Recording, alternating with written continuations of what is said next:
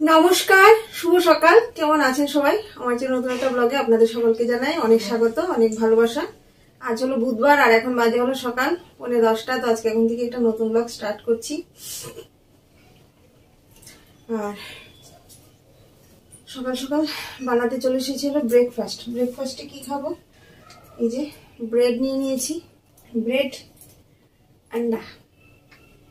আগে ব্রেডটাকে একটু হালকা করে ভেজে নেব, তারপর ডিমটাকে পোচ বানিয়ে মাঝখানে দিয়ে চপাস করে খেয়ে নেব।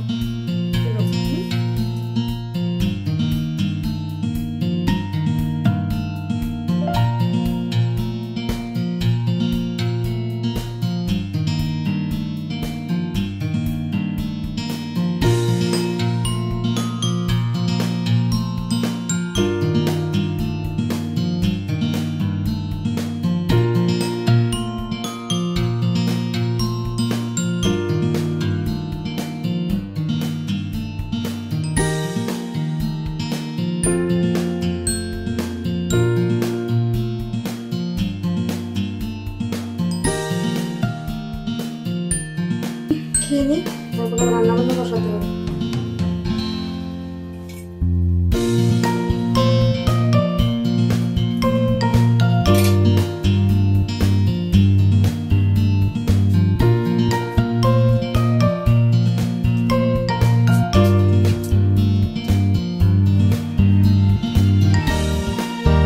ব্রেকফাস্ট হয়ে গেছে, রান্না বান্না বসাবো। এখানে চাল নিয়ে নিয়েছি, এখানে আছে মাছ, পাবদা মাছ আর চিংড়ি মাছ।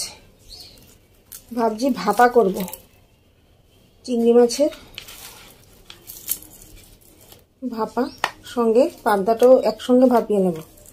চিংড়ি পাবদা দুবেলার জন্য, চিংড়ি এক বেলার হবে, পাবদা রাত্রিবেলা হয়ে যাবে।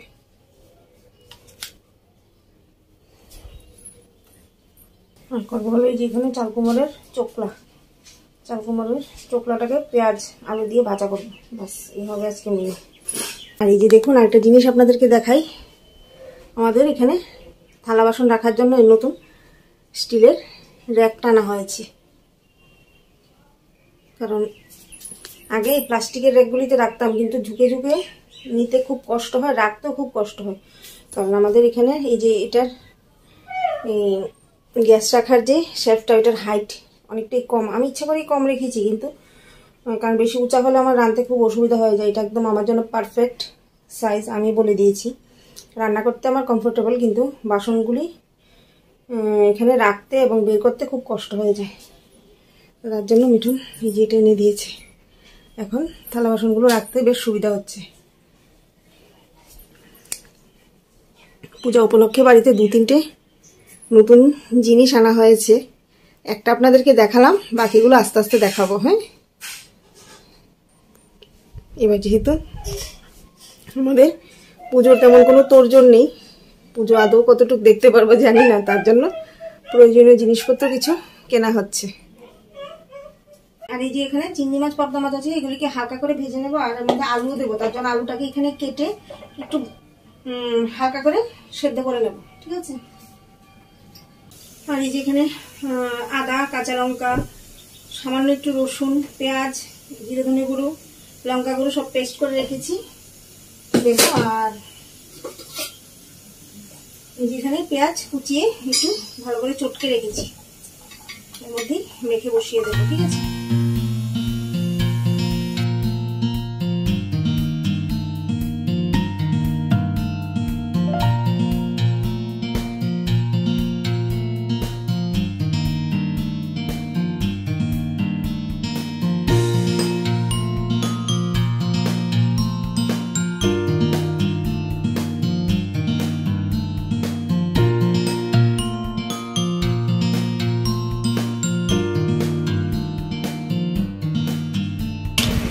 এই যে দেখুন সবকিছু মেখে ঝুঁকে একেবারে বসিয়ে দিয়েছি। পাবদা মাছটা দিয়ে দিয়েছি, চিংড়ি মাছগুলো করে দিয়েছি। চিংড়ি মাছগুলো আগে খাওয়া হবে তার জন্য।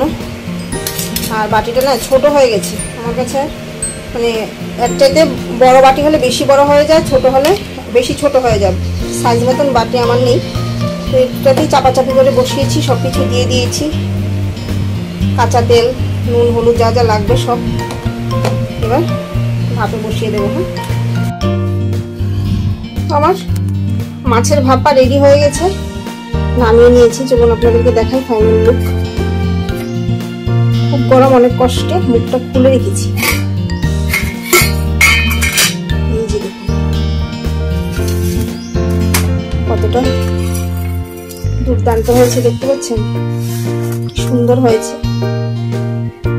তো দেখি লোভ লেগে গেছে।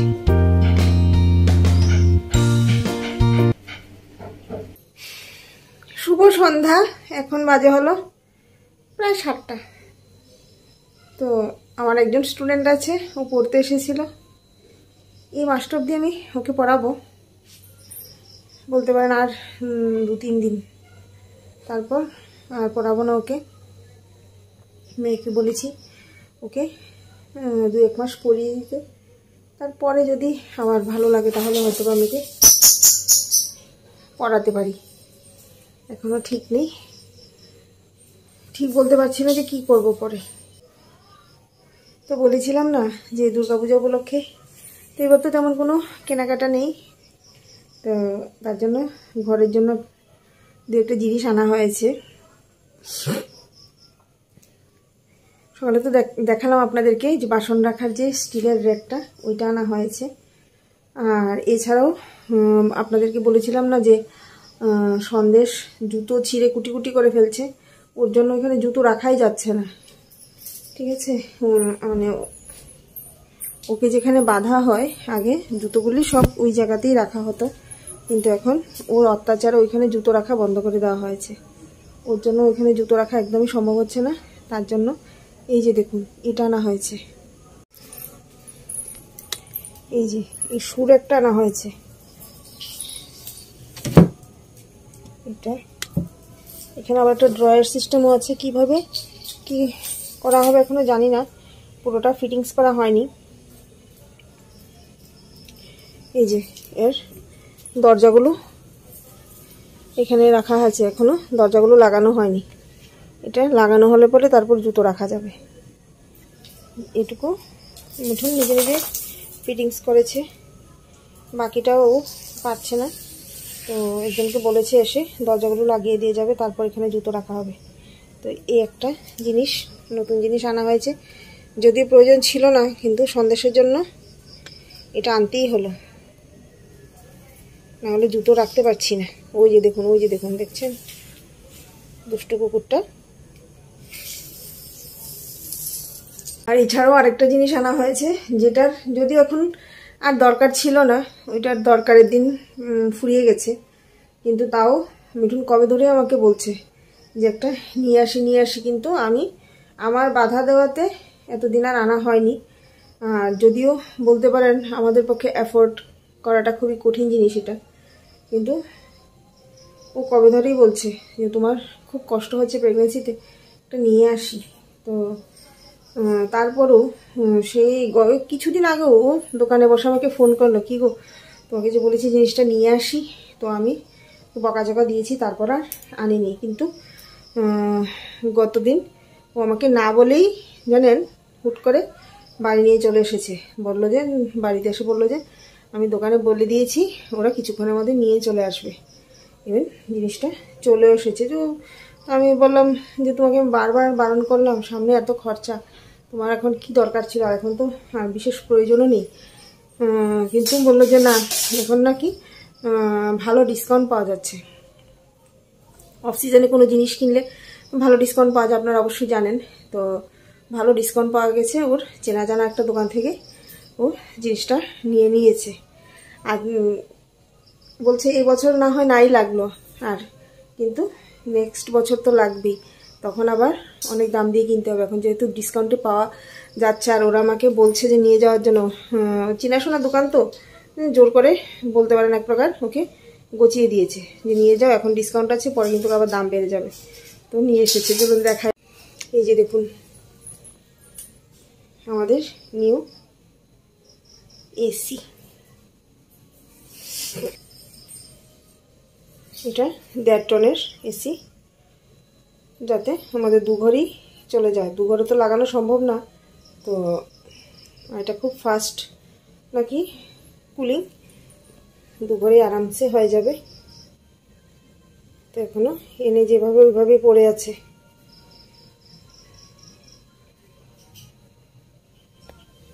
এখনো ফিটিংস করা হয়নি।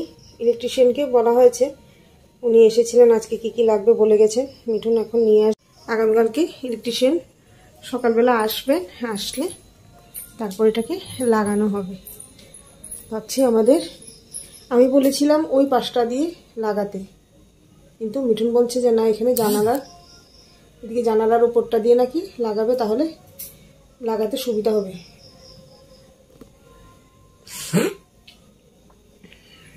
তো ইলেকট্রিশিয়ানকে যখন দেখানো হলো, উনিও বললেন যে না, ওই পাশে লাগালে, জানালার ওপরটা দিয়ে লাগালেই নাকি ভালো হবে। ঠিক আছে, যেদিকে ভালো হয় সেদিকেই লাগাও।